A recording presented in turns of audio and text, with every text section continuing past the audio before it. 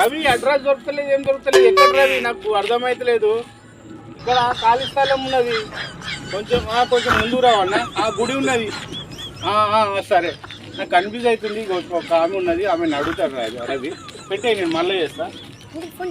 Madam నమస్తే. Madam కొంచెం మాట్లాడతాను. ఏం అడుగుతావు నువ్వు?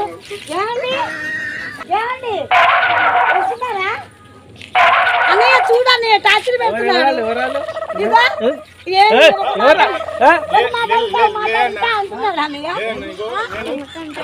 మీరు తప్పు అర్థం చేసుకున్నారు. నేను అడ్రస్ అడుగుతున్నానండి. అడ్రస్ అడుగుతున్నాను. ఇగో ఈ అడ్రస్ అడ్రస్ ఏం అడుగుతున్నావు? ఒక్క నిమిషం అడుగుతా, ఒక మాట అడుగుతా అని చెప్పారు కదా మీరు. మీరు కోపడుతున్నారండి. నాకు సంబంధం లేదు. మీరు అబద్ధం ఆడొద్దు, అబద్ధం ఆడొద్దు మీరు. అన్నయ్య చూడన్నయ్య మేడం ఎట్లా టార్చర్ పెట్టారు తెలుసా? ఇప్పుడు నేను ఏమనలేదు మేడం, మీరు తప్పుగా అనుకుంటున్నారు. ఏమంటున్నాడు తెలుసా? ఒక్క మాట అడుగుతా అంటున్నాడు. అది పద్ధతేనా? మా భర్తను పిలుగుతానంటే ఇంకా మా అన్నయ్య వచ్చాడు, పిలిచాను నేను. మంచి మాట్లాడు, వెళ్ళిపో.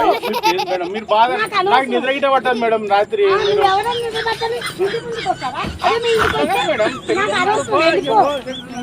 అట్లా కదన్నా, మీరు అట్లా అంటే బాధ అనిపిస్తుంది. నేను కూడా తెలుగు అబ్బాయినే కదా.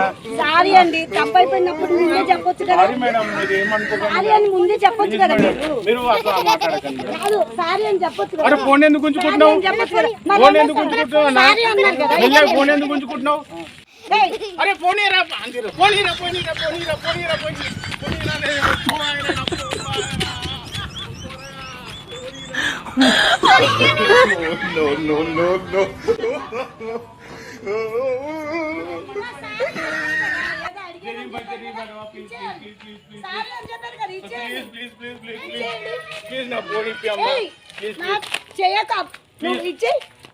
సారీ చెప్పాడు.